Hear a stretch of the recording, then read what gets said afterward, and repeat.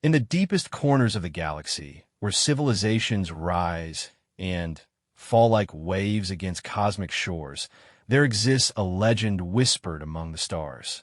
They speak of creatures so loyal, so fierce, that they would fight for 2 millennia without rest, without complaint, without hope of reward. These are not mere animals. They are living weapons forged in the crucible of an ancient war that consumed entire solar systems. But every weapon, no matter how perfect, eventually breaks down. And sometimes it takes the gentle hands of the most unlikely species to restore not just function, but something far more precious, dignity. What happens when humanity's greatest strength isn't our technology or our warfare, but our simple capacity to care? When a grease-stained mechanic with calloused hands becomes the key to healing wounds that have festered for 2,000 years. This is the story of Kari 7, the last of the Valdorian war dogs, and Maya Chun, a human mechanic who saw past the monster to find the broken soul within. It's a tale of unlikely friendship, ancient honor, and the revolutionary idea that sometimes the greatest victories come not from conquest, but from a simple act of kindness. In a universe that has forgotten what compassion looks like, one human is about to remind everyone why her species might just be the most dangerous force the galaxy has ever encountered. Not because they destroy, but because they heal. The salvage ship Rusty Dreams had seen better decades. Maya Chin wiped her greasy hands on her coveralls and squinted at the massive hulk floating in the debris field of Kepler Station. The wreckage stretched for kilometers, twisted metal, shattered hull plating, and the ghostly remains of what had once been a thriving trade hub. 3 weeks ago, pirates had hit the station hard, leaving behind a graveyard of ships and broken dreams. Another day, another credit, Maya muttered, adjusting her welding mask. At 28, she had already spent half her life in the void, following her father's footsteps as a salvage mechanic. Where others saw scrap metal, she saw opportunity. Where others saw destruction, she saw puzzles waiting to be solved. The calm crackled to life. "Maya, you picking up anything interesting down there?" Captain Rodriguez's voice carried the usual note of impatience. As captain of the Rusty Dreams, he had a reputation for efficiency and a complete lack of sentimentality when it came to salvage operations. "Just the usual," Maya replied, maneuvering her repair pod between the floating debris. "Looks like most of the valuable stuff got picked clean already. But there's something strange about Section C7. My scanners are showing some kind of energy signature, but it's unlike anything in our database. Investigate, but don't take any stupid risks. We're not here to solve mysteries, Chun. We're here to make money." Maya rolled her eyes. Rodriguez was a good captain, but he had the imagination of a broken hyperdrive. She guided her pod toward the anomalous reading, weaving between chunks of station hull and the occasional piece of personal belongings that made her heart ache. Someone's family photo floated past, depicting a smiling Centaurian couple with their crystalline offspring. Now, they were probably refugees, if they were lucky enough to still be alive. The energy signature grew stronger as she approached what had once been the station's industrial sector. Here, the damage was different. While the rest of the station showed the chaotic destruction typical of pirate raids, this area looked like it had been systematically demolished. Blast patterns suggested military-grade weapons, far more sophisticated than typical raider equipment. "That's odd," Maya whispered to herself, studying her scanner readouts. The energy signature was definitely artificial, but it didn't match any known technology in the galactic database. It pulsed with a steady rhythm, almost like a heartbeat. She followed the signal to what appeared to be a heavily damaged cargo bay. The massive blast doors had been torn open, revealing a darkness that her pod's floodlights barely penetrated. As she moved closer, something glinted in the shadows. Metal, but not the dull gray of standard hull plating. This had a strange, organic sheen to it. Maya brought her pod to a stop at the threshold of the cargo bay and peered inside. The space was enormous, large enough to house a small frigate. But it wasn't empty. In the center of the bay, surrounded by the twisted remains of containment equipment, lay something that made Maya's breath catch in her throat. It was massive, easily the size of a shuttlecraft, but with an organic silhouette that spoke of living muscle beneath metallic skin. For powerful limbs ended in claws that could tear through starship armor. A long, serpentine neck supported a head that was part wolf, part dragon, part nightmare. But it was the eyes that stopped Maya cold. They were open, staring directly at her with an intelligence that was unmistakably sentient. "Holy stars," she breathed. The creature's chest rose and fell with mechanical precision. Tubes and wires emerged from various points along its body, connecting it to what appeared to be life support systems. Most of the equipment was damaged, sparking intermittently. The steady energy pulse she had detected was coming from a crystalline device embedded in the creature's chest, glowing with soft blue light. Maya had seen a lot of strange things in her years of salvage work, but nothing like this. The creature was clearly artificial, but the craftsmanship was beyond anything she had ever encountered. Every line of its form spoke of both beauty and terrible purpose. This was a weapon, but one created with the care and attention usually reserved for works of art. "Maya, status report. You've been quiet for 10 minutes. Rodriguez's voice snapped her back to reality. I'm gonna need more time here, Captain. I found something that definitely doesn't belong in our salvage manifest. Is it valuable?" Maya looked at the creature again. One of its ears twitched slightly, and she could have sworn she saw recognition in those ancient eyes. "I don't know. Maybe. I need to investigate further." "Fine, but make it quick. I want to be clear of this system before nightfall. Too many pirates in the area for my liking." Maya cut the calm and maneuvered her pod closer to the creature. As she approached, she could see more details. The metallic skin was scarred with countless battle wounds, some so old they had become part of the creature's natural pattern. Along its flanks, symbols were etched in a script she didn't recognize. But despite the obvious age and damage, there was something magnificent about the being before her. "Hello," she said softly, feeling slightly ridiculous for talking to what might be an unconscious alien artifact. "Can you hear me?" The creature's head moved slightly, turning toward her pod. Its eyes focused with deliberate precision, and Maya felt a chill run down her spine. This thing was definitely alive and aware. She activated her pod's external speakers. "My name is Maya Chun. I'm a salvage mechanic with the ship Rusty Dreams. Are you hurt?" For a long moment, nothing happened.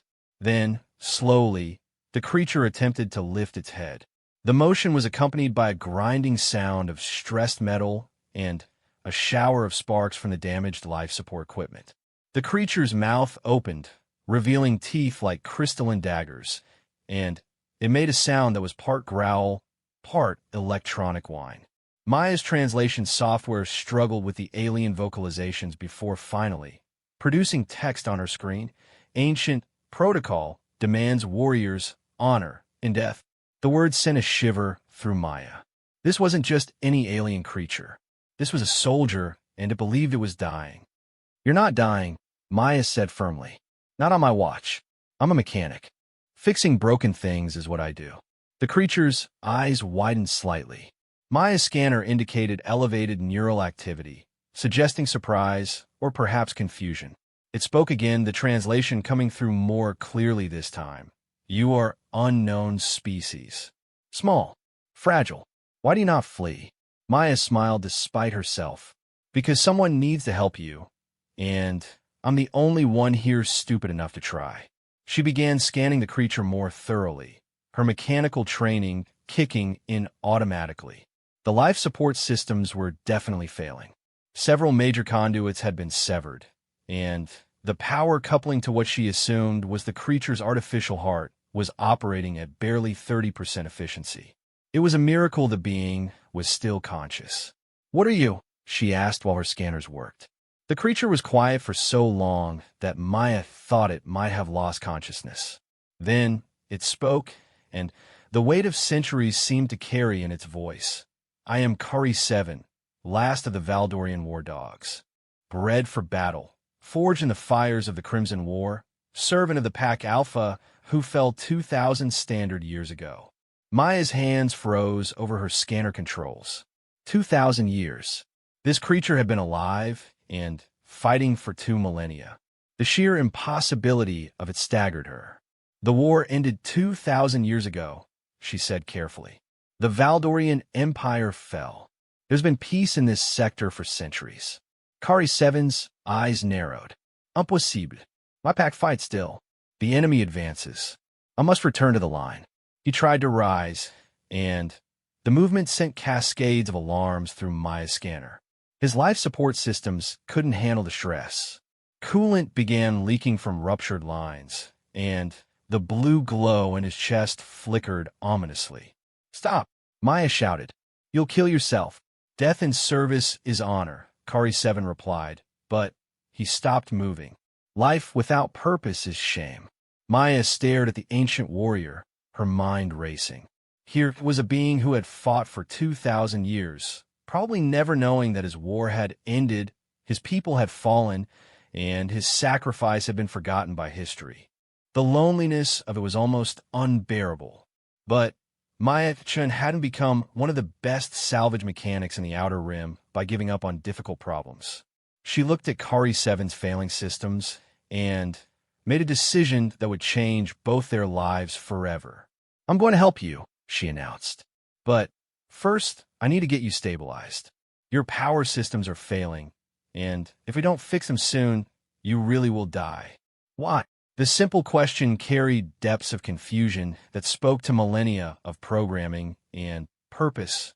Maya thought about it for a moment, then gave the only answer that felt true. Because everyone deserves someone who gives a damn about them. Even ancient war dogs who've forgotten how to rest. She began powering up her repair systems, already formulating a plan. This was going to be the most complex repair job of her career, but Maya-chan had never met a broken machine she couldn't fix. And despite his organic components, Kari 7 was definitely a machine that needed fixing. As she worked, establishing temporary power feeds to his failing systems, Maya couldn't help but wonder what other secrets this ancient warrior might be carrying. 2,000 years was a long time to be alive. What had he seen? What battles had he fought? And most importantly, what would he do when he learned that his war was over and his people were gone? Those questions would have to wait. Right now, all that mattered was keeping Kari 7 alive long enough to find some answers. Maya-chan had always believed that every machine deserved to run properly, and she wasn't about to let a 2,000-year-old warrior die alone in the dark, even if she had no idea what she was getting herself into.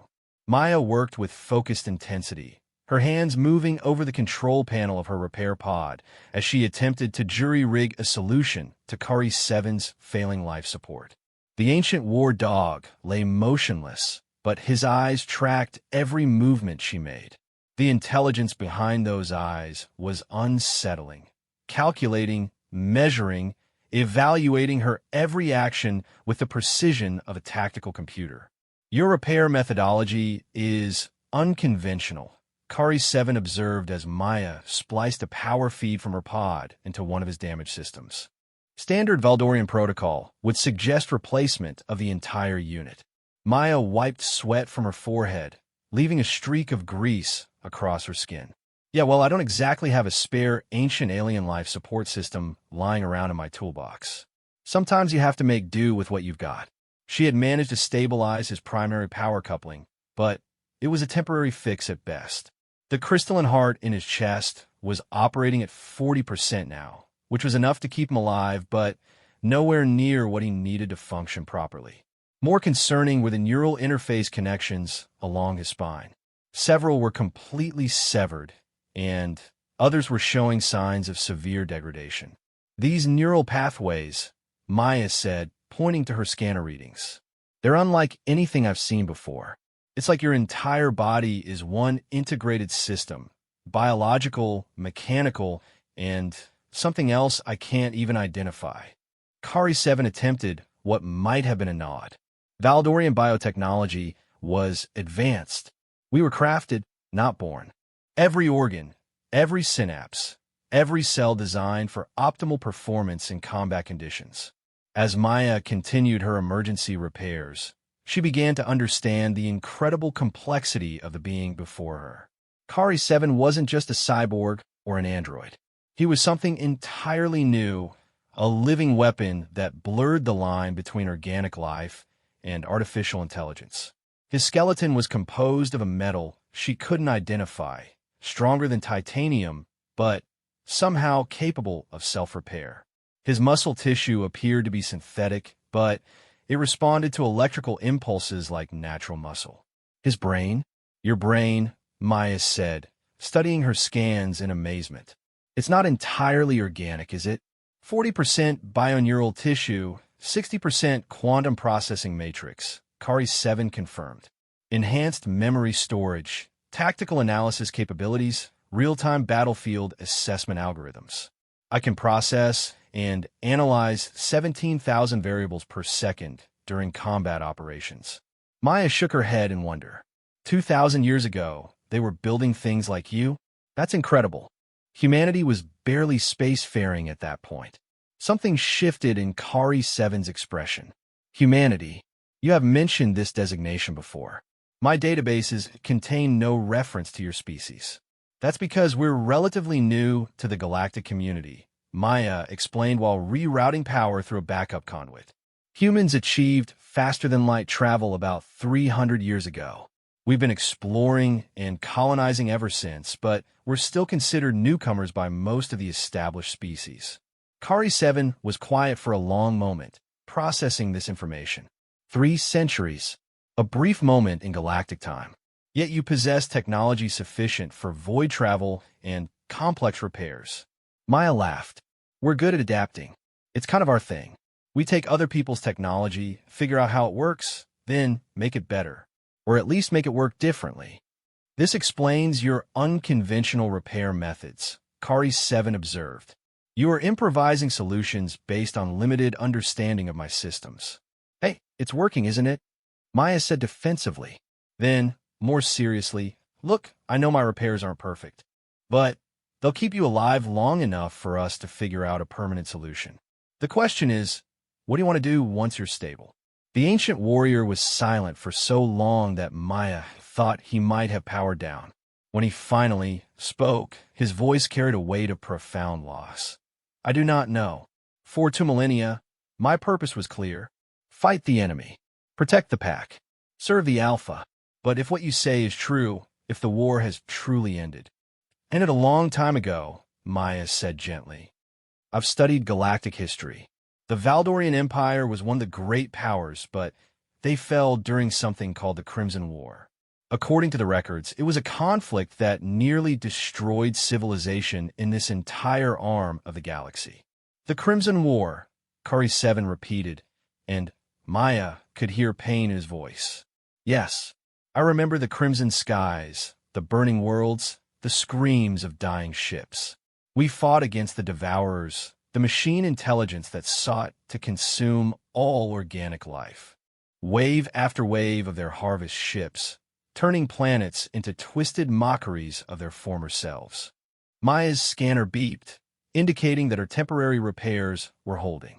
She allowed herself a moment of satisfaction before focusing on Kari 7's words. The Devourers? I don't think that name appears in any historical records I know. They were thorough in their destruction, Kari 7 said. Perhaps your historians know them by another name. Or perhaps the knowledge was lost, as so much was during those dark years. The comm system crackled to life again, making Maya jump. Chun, what's your status down there? We've got incoming ships on long-range sensors. Could be pirates returning to pick over the wreckage. Maya looked at Kari 7, then at her repair readings. He was stable for now, but moving him would be incredibly dangerous. His systems were held together by temporary patches and jury-rigged power feeds. But staying here with pirates approaching wasn't exactly a safe option either. Captain, I've found a survivor. Ancient alien, badly injured. I need more time to complete repairs. Negative. We're pulling out in 15 minutes whether you're ready or not. I'm not risking my ship and crew for one alien. Maya felt a surge of anger. This isn't just any alien, Captain. This is a piece of living history. 2,000 years old. The things he could tell us, the knowledge he possesses. I don't care if he's the galaxy's oldest philosopher, Chun. 15 minutes. The comm went dead, leaving Maya alone with her patient and a terrible decision. 15 minutes wasn't enough time to complete the repairs Kari 7 needed. But leaving him here would be a death sentence. You should go, Kari 7 said quietly. Your pack leader is correct. The risk is too great for one obsolete weapon. You're not obsolete, Maya said firmly. You're just temporarily out of service. And I don't abandon my patients. She stared at her scanner readings, her mind racing through possibilities. Kari 7's power requirements were massive, far beyond what her repair pod could provide long-term. But maybe, just maybe, she could rig something that would let him operate independently, at least for a while. I have an idea, she announced. It's crazy, dangerous, and probably violates about 17 safety protocols, but it might work. I'm accustomed to dangerous operations, Kari 7 replied. Maya began pulling components from her repair pod's emergency kit. Your main power core is damaged beyond field repair, but your backup systems are still functional. If I can create a feedback loop between your auxiliary power cells and your main neural network, I might be able to give you enough juice to move under your own power. That would require bypassing several safety systems, Kari 7 pointed out. The risk of cascade failure is significant. Yeah, well, the risk of dying here is 100%, so I like our odds better with cascade failure. Maya worked with desperate efficiency, her hands steady despite the pressure. She had always been good under stress, a trait that served her well in the unforgiving world of salvage operations. Around her, she could hear the groaning of stressed metal as the damaged station continued to slowly tear itself apart. As she spliced the final connection, Maya realized she was essentially performing surgery on a being whose technology was far beyond her understanding. It was like trying to repair a starship with stone tools. But sometimes simplicity had its own advantages. Power coupling established, she announced. Feedback loop is stable. How do you feel? Kari 7's eyes brightened noticeably as power flowed through his systems. For the first time since she had found him, he was able to lift his head without causing alarms. Functional. Limited, but functional. Good, because we need to move. Now, Maya helped guide Kari 7 as he slowly rose to his feet. Standing, he was even more impressive. Nearly 3 meters tall, with a presence that filled the damaged cargo bay. Despite his injuries and jury-rigged repairs, there was something magnificent about him. He moved with the fluid grace of a predator, every motion economical and purposeful. I require a moment to calibrate my systems, he said, taking a few experimental steps. His claws clicked against the metal deck, leaving deep scratches in the reinforced plating. We don't have a moment, Maya said, checking her chronometer. 8 minutes until the ship leaves. Can you make it to the docking bay? Kari 7 looked at the distance they would need to cover, calculating odds and possibilities within human speed. Perhaps. But my presence on your ship will create complications. I am a weapon of war, designed for destruction. Your pack will not welcome me. Maya had been thinking about the same problem. Captain Rodriguez wasn't going to be thrilled about bringing an ancient alien warrior aboard the Rusty Dreams. But she had made her choice, and she wasn't backing down now. Let me worry about my captain, she said. Right now, the only thing that matters is getting you out of here alive. As they made their way through the damaged station toward the docking bay, Maya couldn't help but marvel at Kari 7's engineering. Even damaged and running on emergency power, he moved with efficiency that spoke to incredible design. His sensors were constantly active, analyzing their surroundings for threats, mapping optimal routes, evaluating structural integrity of the passage ahead. You are an unusual mechanic, he observed as they navigated around a collapsed bulkhead. Your concern for damaged weapon is unexpected. I told you, I fix broken things, Maya replied. But you're not just a weapon. You're a person, a being with thoughts and feelings and memories. That matters. Kari 7 stopped walking. For 2 millennia, I have been defined by my function.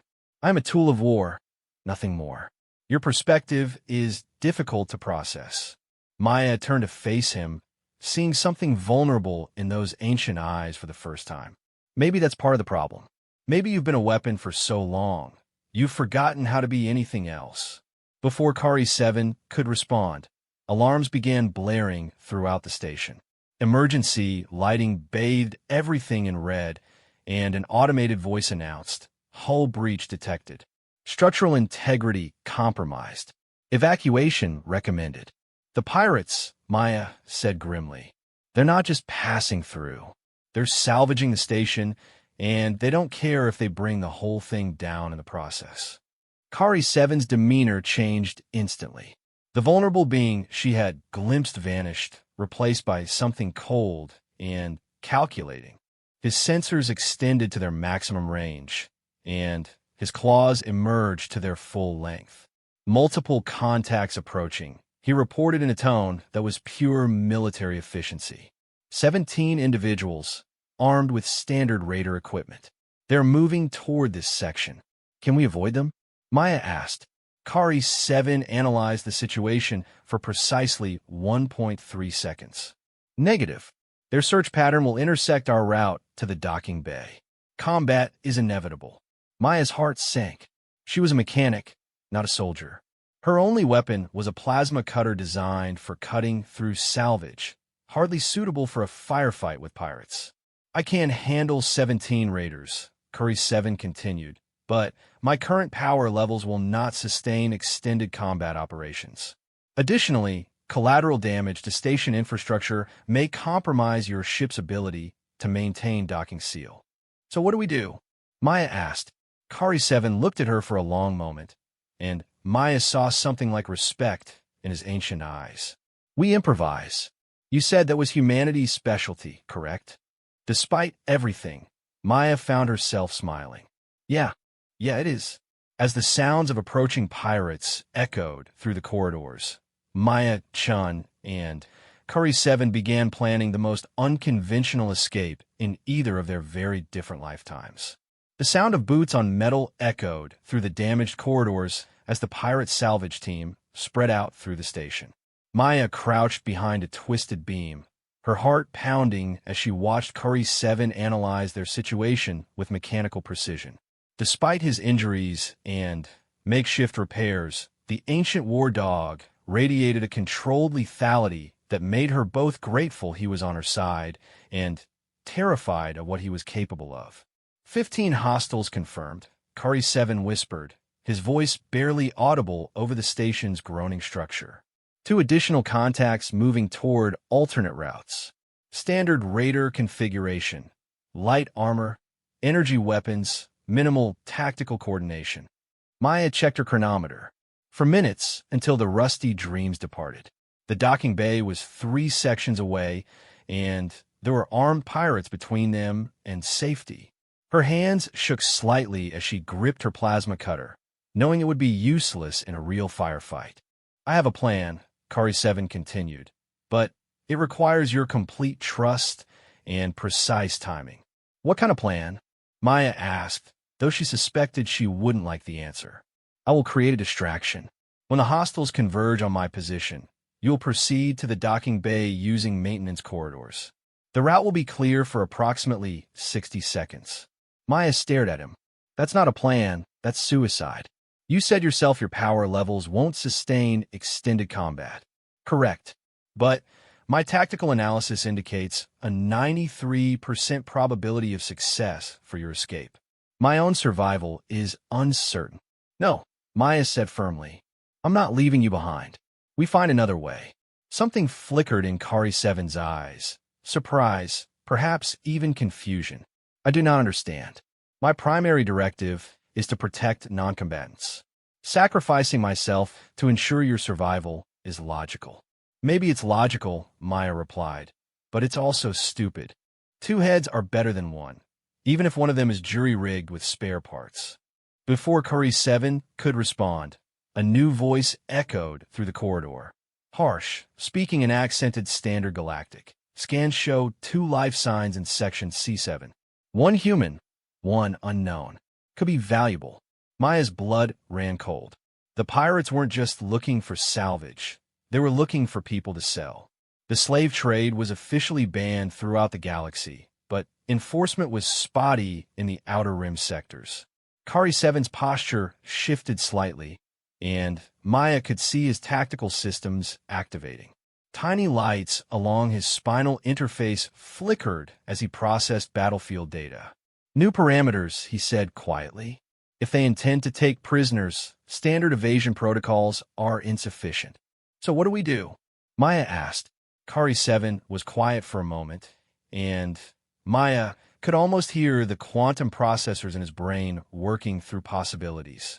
You mentioned that humans are good at adapting, at taking existing technology and making it work differently. Yes, so. My weapon systems are designed for frontal assault. Overwhelming force applied with precision.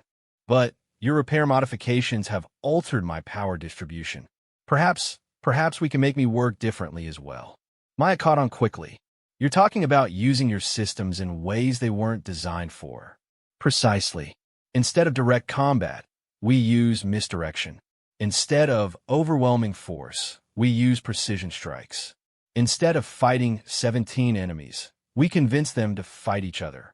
It was a crazy idea, but Maya found herself nodding. What do you need me to do? Your plasma cutter can be modified to overload the station's power grid. Maya looked at her tool, her mind already working through the possibilities. Maybe, if I can access the main power conduit and create a feedback surge, yeah, I could probably cause some major electrical problems. But it would be a one-shot deal. The cutter would be fried afterward. Excellent. When the power grid fails, emergency systems will activate. Emergency lighting, atmospheric recycling, gravity generators.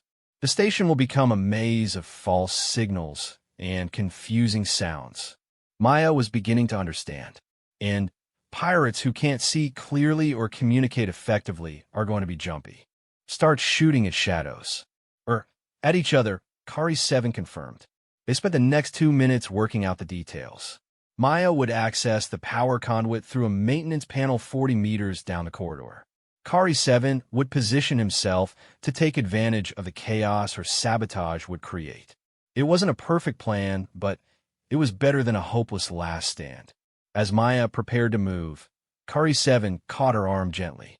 Despite his massive size and obvious strength, his touch was surprisingly gentle. Maya-chun, he said, and it was the first time he had used her name. If this plan fails, you must promise me something. What? Do not attempt to rescue me. Escape to your ship and leave this system. Live. Maya met his ancient eyes steadily. Same goes for you. If something happens to me, you get out of here. Find a way to survive. There's got to be more to your existence than just warfare. Kari 7 stared at her for a long moment, processing thoughts and emotions that were probably completely alien to his original programming. I will consider this. Maya smiled despite their desperate situation. That's all I ask. She moved through the shadows toward the maintenance panel, her mechanical training helping her navigate the unfamiliar station layout. Behind her, she could hear Kari 7 positioning himself for whatever would happen next. The sounds of the pirate search team were getting closer. Boots on metal, the electronic whine of scanning equipment, harsh voices calling out coordinates. The maintenance panel was exactly where the station schematics said it would be. Maya quickly removed the cover and studied the tangle of power conduits inside. Stations like this one were built to standardized specifications, which meant she could identify the main power trunk without too much difficulty. Almost ready, she whispered into her comm, acknowledged. Kari 7 replied. Hostiles approaching your position. Initiate on my signal. Maya attached her plasma cutter to the main power conduit and began modifying its output settings. Instead of a focused cutting beam, she was going to create an uncontrolled energy discharge. It would either work perfectly or electrocute her. Sometimes being a salvage mechanic meant taking calculated risks with death. 3 hostiles moving past your location, Kari 7 reported. 2 more approaching from the opposite direction. Signal in 5 seconds. Maya's hands moved over her equipment with practiced efficiency. Years of working in dangerous conditions had taught her to function under pressure. She could hear the pirates now, their voices close enough to make out individual words. Check that maintenance section. Could be hiding in there. Scans show the human moved this way. Can't be far. What about the other contact? Readings are weird, almost like it's some kind of machine. Now, Kari 7 whispered. Maya triggered her modified plasma cutter. For a split second, nothing happened. Then, the power conduit erupted in a shower of sparks and electrical arcing. The lights went out instantly, plunging the station into darkness. Emergency power kicked in a moment later, bathing everything in hellish red illumination that strobed unpredictably. Immediately, the situation descended into chaos. Pirates shouted in confusion as their equipment malfunctioned. Scanner readings became unreliable in the electromagnetic interference. Communication systems crackled with static. And in the middle of it all, Kari 7 struck. Maya couldn't see exactly what he was doing, but she could hear the results. A scream of terror cut short. The distinctive whine crack of an energy weapon firing, followed by return fire from a completely different direction. Shouts of contact! Contact! And where is it? The ancient war dog had become a ghost, using the chaos Maya had created to turn the pirates' own confusion against them. She could hear him moving through the shadows, striking precisely and vanishing before return fire could find him. His damaged systems might not be capable of sustained combat, but they were perfectly adequate for guerrilla warfare. Maya, move now. Kari 7's voice cut through the chaos. Route is clear. Maya ran, abandoning stealth for speed. Behind her, the sound of combat intensified as the pirates began firing at anything that moved. In the strobing emergency lights and electromagnetic interference, they were shooting at each other as much as at their actual target. She reached the docking bay to find Captain Rodriguez standing by the airlock, his face grim with worry. Chun, where the hell have you been? We leave in 60 seconds whether you're aboard or not. I need another minute, Captain. My patient is still... Your patient can kiss my exhaust trail, Rodriguez snapped. We're not staying here to get shot up by pirates. Behind them, explosions echoed through the station as the firefight intensified. Maya could see other crew members securing equipment, preparing for immediate departure. The Rusty Dreams was a salvage ship, not a warship. Running from trouble was standard operating procedure. 30 seconds, Rodriguez called out. Maya stared back toward the chaos, willing Kari 7 to appear. Had her plan worked? Was he alive? Or had she convinced an ancient warrior to sacrifice himself on some foolish hope that 2 unlikely allies could overcome impossible odds? 15 seconds, Chun. I'm sorry. Maya closed her eyes, feeling tears she didn't want to shed. In the space of a few hours, she had found something extraordinary. A living piece of history, a being who had fought for 2 millennia and never learned how to rest. And now she was going to lose him to the same violence that had defined his existence for so long. Captain, came a voice from the corridor. I believe you are waiting for me. Maya's eyes snapped open to see Kari 7 approaching the airlock. He moved with obvious difficulty, favoring his left side, and she could see sparks occasionally jumping from damaged components. But he was alive, and he was here. Captain Rodriguez stared at the massive alien figure with undisguised shock. What in the 7 hells is that thing? That thing, Maya said proudly, is my patient, and he just saved all our lives. Kari 7 stopped at the threshold of the airlock and looked directly at Captain Rodriguez. Permission to come aboard, Captain. I am a refugee seeking passage. Rodriguez looked from Maya to Kari 7 and back again. Maya could see the calculations running through his mind. The risks, the complications, the potential problems of harboring an unknown alien. Finally, he sighed heavily. You're patient, your responsibility, Chun. But if that thing causes any problems... He won't, Maya said quickly. I guarantee it. As they sealed the airlock and prepared for departure, Maya helped Kari 7 to the ship's small medical bay. His power levels were dangerously low again, and several of her emergency repairs had failed during the firefight. But he was alive, and they were both safe. That was quite a plan, Kari 7 observed as Maya began running diagnostics on his systems. Your part was more impressive than mine, Maya replied. How many of them did you? None, Kari 7 said, surprising her. I disabled their equipment, created confusion, encouraged them to fire on each other. But I killed no one. It seemed unnecessarily wasteful. Maya looked at him with new respect. An ancient weapon designed for war. Choosing mercy when he could have easily chosen slaughter. Maybe there was more to Kari 7 than either of them had realized. What happens now? He asked as the rusty dreams pulled away from the debris field. Maya smiled as she began more comprehensive repairs on his damaged systems. Now I figure out how to give a 2,000-year-old war dog the bath he's probably needed for centuries. For the first time since she had found him, Kari 7 made a sound that might have been laughter. It was a strange electronic wheeze, but it was genuine amusement. That, he said, would be appreciated. 3 weeks later, Maya stood in the cargo bay of the Rusty Dreams, watching steam rise from the improvised cleaning facility she had constructed. What had started as a joke about giving Kari 7 a bath had turned into the most complex engineering project of her career. The ancient war dog's physiological requirements were unlike anything in standard medical databases, and his psychological responses to the cleaning process had proved even more challenging to navigate.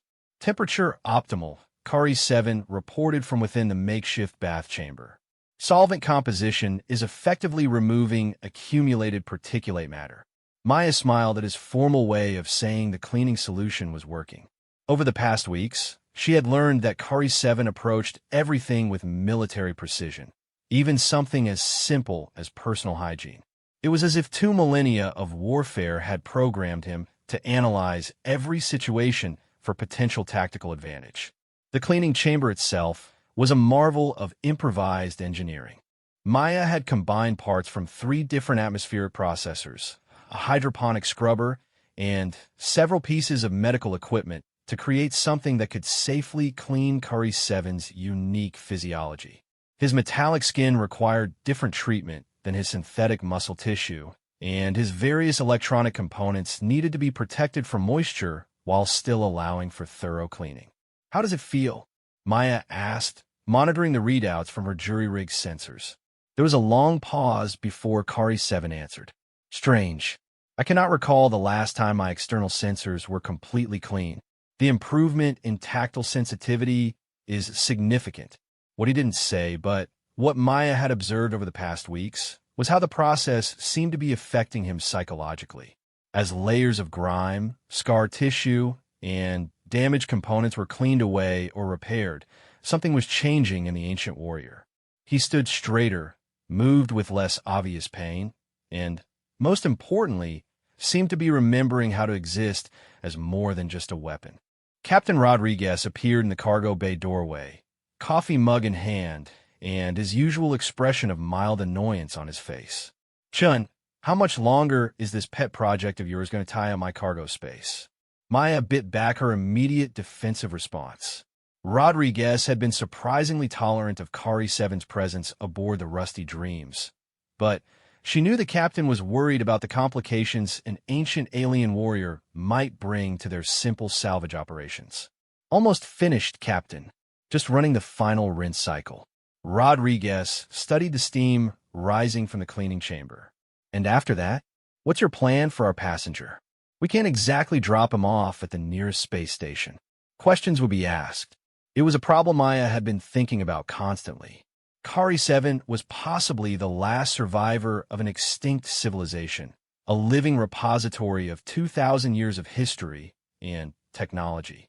But he was also a being without purpose, without home, without any real place in the current galaxy. I've been researching Valdorian history, Maya said. There are rumors of other survivors, scattered communities that might have escaped the fall of the Empire. If I could find... No, Kari 7's voice interrupted from inside the chamber. I have monitored your research efforts, Maya-chun. The communities you reference are either extinct or have evolved beyond recognition. I am indeed the last. The cleaning cycle completed with a soft chime, and Maya activated the chamber's drying sequence. As the steam cleared, Curry 7 became visible through the transparent walls. The transformation was remarkable. Gone was the battle-scarred, grime-covered war machine she had found in the derelict station. In his place stood a being of surprising elegance and grace. His metallic skin gleamed with a natural luster that spoke to its original craftsmanship. The synthetic muscle tissue underneath was clearly visible now, moving with fluid precision that was both beautiful and slightly unsettling. His battle scars remained, but they no longer looked like accumulated damage. Instead, they appeared to be part of his design, patterns that told the story of his long service.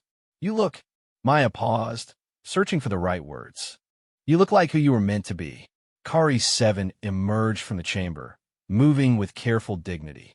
The past weeks of repairs and maintenance had restored much of his original functionality. His power core was operating at 80% efficiency, his neural pathways had been cleaned and recalibrated, and his mobility was nearly perfect. I feel different, he admitted. For 2 millennia, I existed in a state of constant battlefield readiness. Pain was normal. Damage was expected. This condition is unfamiliar. Captain Rodriguez set down his coffee mug and approached Curry 7 with obvious caution. Despite weeks of shared quarters, the captain was still uncomfortable around the ancient warrior. So what now? You're cleaned up, repaired, and ready for action. But there's no war to fight, no army to serve. What does a weapon do when there's no one left to battle? The question hung in the air like a challenge. Maya could see Curry 7 processing it, his quantum brain working through possibilities that his original programming had never prepared him for. I do not know, Curry 7 said finally. My creators designed me for a single purpose. Without that purpose, I am undefined. Maybe that's not such a bad thing, Maya suggested. Maybe being undefined means you get to choose what you want to be. Choice. Curry 7 repeated the word as if testing its meaning. An unfamiliar concept for one who was created rather than born. Maya pulled up a holographic display showing star charts of the local sector. Look, there are dozens of worlds out here on the frontier. Colonies that could use protection, exploration missions that need experienced guides, research stations that would pay handsomely for someone with your knowledge of ancient history. You don't have to be a weapon of war anymore. You could be something else. Kari 7 studied the star charts with obvious interest. These frontier worlds, they face dangers. Pirates, hostile wildlife, natural disasters, equipment failures, Captain Rodriguez said, warming to the subject despite himself. Life on the Rim is dangerous. People out there could use someone with your abilities. But not for conquest, Maya added quickly. For protection. For helping people build something instead of destroying it. Something shifted in Kari 7's expression. For a moment, Maya caught a glimpse of what he might have been like before millennia of warfare had shaped his existence. There was curiosity there, and perhaps even hope. Protection, he mused. Ensuring survival rather than causing destruction. It is an appealing concept. A new voice interrupted their conversation. Incoming transmission from Mechanic Chun announced the ship's AI. Priority commercial frequency. Maya frowned. She wasn't expecting any communications, especially not on the commercial band used by independent contractors. Put it through. The hologram flickered and resolved into the image of a middle-aged woman in colonial administrator garb. Her clothes were practical, but showed signs of wear, and there was a desperate quality to her expression. This is Administrator Sarah Kim from the Kepler's Edge colony, the woman said. I'm transmitting on all frequencies hoping someone can help us. We're a mining colony about 48 hours out from the main shipping lanes, and we're in serious trouble. Maya exchanged glances with Captain Rodriguez. Kepler's Edge wasn't on any of their regular salvage routes, but the desperation in the woman's voice was hard to ignore. 3 days ago, our primary power plant was sabotaged. Administrator Kim continued. Our backup systems are failing, and we have children here. Families. If we don't get help soon, we're going to lose life support. We can pay, but we need someone willing to come out here and help us rebuild. The transmission ended, leaving the cargo bay in silence. Maya looked at the star charts, calculating distances and travel times. Kepler's Edge was indeed off the beaten path, the kind of colony that survived on determination and luck. Sounds like they need an engineer, Captain Rodriguez observed. Someone who's good at fixing broken things. Maya nodded, then looked at Kari 7. And maybe someone who's good at protecting people while the fixing gets done. Kari 7 was quiet for a long moment, his ancient eyes fixed on the star charts. When he spoke, his voice carried a quality Maya hadn't heard before, something that might have been anticipation. My tactical analysis indicates that a sabotage power plant suggests organized hostile activity. Pirates or raiders attempting to weaken the colony for later attack. The colonists will indeed require protection during repair operations. Are you interested? Maya asked. Kari 7 looked at her, and Maya saw something new in his expression. For the first time since she had found him, he looked like a being with a future instead of just a past. I am curious to see what it feels like to fight for creation instead of destruction, to protect the innocent rather than eliminate enemies. Captain Rodriguez clapped his hands together. Well then, looks like we have our next job. Kepler's Edge, here we come. He paused, looking at Kari 7 with something that might have been respect. Though I'm going to need you to stay out of sight when we make initial contact. A 2,000-year-old war dog might make the colonists nervous. Understood, Kari 7 replied. I am experienced in stealth operations. As the Rusty Dreams changed course toward Kepler's Edge, Maya found herself standing beside Kari 7 in the observation lounge, watching the stars whirl past outside the ship's windows. The ancient warrior seemed fascinated by the view, perhaps seeing it with new eyes now that he was clean and fully functional. Maya Chun, he said quietly, I must ask you something that has been troubling me. What is it? Why did you help me? Your species gains nothing from the preservation of an obsolete weapon. Logic would dictate that you should have left me to die with dignity. Maya considered the question seriously. It was something she had been thinking about herself over the past weeks. Maybe because I don't think you're obsolete. Maybe because dignity isn't something you earn through dying. It's something you deserve just for being alive. Or maybe because I've spent my whole life fixing broken things, and you were the most interesting thing I'd ever found that needed fixing. Kari 7 was quiet for a long time. In 2 millennia of existence, no one has ever described me as interesting. Then, they weren't looking hard enough, Maya said with a smile. Outside the windows, the stars continued their ancient dance, carrying the Rusty Dreams toward Kepler's Edge and whatever challenges awaited them there. Maya didn't know what they would find when they arrived, but she was certain of one thing. Kari 7 was no longer just a weapon waiting for a war to fight. He was a being with choices to make and a future to create.